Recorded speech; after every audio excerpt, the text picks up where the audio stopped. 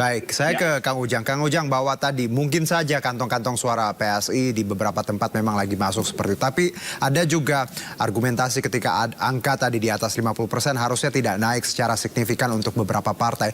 Anda sendiri sebagai seorang pengamat, Kang Ujang, bagaimana Anda melihat anomali atau perolehan suara parpol tidak hanya PSI, misalnya disebutkan juga Gelora dan PKB, ya lagi-lagi tendensinya mungkin ke partai pendukung tertentu. Bagaimana, Kang Ujang? Ya, kalau saya kemarin berdiskusi ya dengan banyak lembaga survei, termasuk teman-teman yang melakukan quick count, saya bahas sama Pilpres dulu. Nah, waktu itu sore-sore saya di salah satu TV sebelah itu menjelaskan bahwa ketika itu suara tabulasi masuk sudah di angka 50% bagi Prabowo Gibran. Saya sudah bisa mengambil kesimpulan karena diagramnya sudah stabil, suaranya sudah stabil, saya mengatakan waktu itu tidak akan banyak perubahan, bahwa Prabowo Gibran yang akan unggul ketika itu. Nah, kita soal pileg, ya dalam pileg juga akan sama ketika misalkan angka sudah di angka 50 lebih gitu ya, 60%, ya memang suara itu tidak akan jauh pergerakannya, tidak akan berbeda gitu, tidak akan selalu progresif pergerakan suara itu.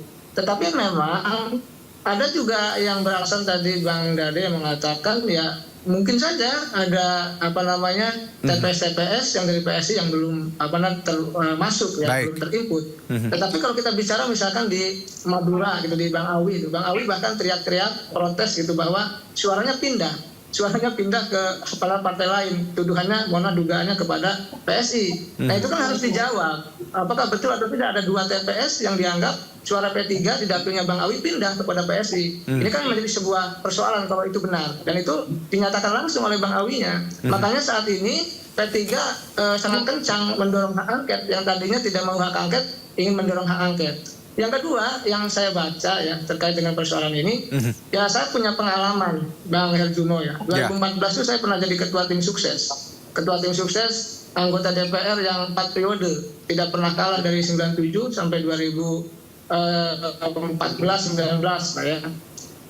Saya pernah, mohon maaf ini cerita saja ya, cerita bahwa ini kejadian nyata ya yang saya alami gitu. Waktu itu saya berinteraksi dengan, mohon maaf ya, saya katakan ini penegak hukum gitu. Saya untuk apa? Untuk mengamankan suara. Untuk mengamankan suara senior saya, bos saya yang maju ketika itu, bukan untuk mencuri gitu. Artinya dalam konteks itu bisa jadi memang bahwa tadi pergerakan suara itu ya ada yang murni, ada yang juga tidak murni. Makanya tadi Bang Lakasnya mengatakan butuh pengawalan. PSI juga mengatakan butuh pengawalan karena memang bisa jadi pergerakan suara itu bisa berubah di TPS itu. Dan itu terjadi dan saya alami sendiri begitu. Kang Ujang, pembuktiannya gimana sih ketika kita bicara, ya tadi ada yang menyebutkan C1-nya nanti kan bisa dicocokkan. Tapi kalau menurut Anda bagaimana harusnya ketika banyak ada aduan atau mungkin keluhan dari beberapa partai terkait angka-angka yang berubah yang tidak logik seperti itu. Apa yang harus dilakukan ya pihak-pihak terkait harusnya? Yang agak rumitnya begini, yang sumber masalah bagi saya pribadi tentu dikritik kepada KPU rekap ini. Ini sumber masalahnya di sini. Jadi data yang ada di partai dia punya data internal gitu lah katakanlah, dengan data Sirekap, dengan data real count itu berbeda. Karena ini menjadi persoalan gitu loh. Oleh karena itu yang pertama harus dilakukan menurut hemat saya ya, suka tidak senang untuk memperbaiki kualitas demokrasi pemilu kita. Harus diaudit investigatif Sirekap itu agar nanti tidak terjadi lagi hal-hal seperti ini. Ini menjadi kekacauan menurut saya dan itu mengancam legitimasi dari pemilu itu sendiri. Nah, saya melihat kalau seandainya tidak ada Sirekap, itu sebenarnya ya tidak akan terlalu, mohon maaf ya, membingungkan seperti saat ini. Karena tadi angka-angka di Sirekap bermasalah, bahkan tadi banyak pengamat telematika mengatakan terus bermasalah. Jadi saya melihat persoalannya di situ. Ya, baik.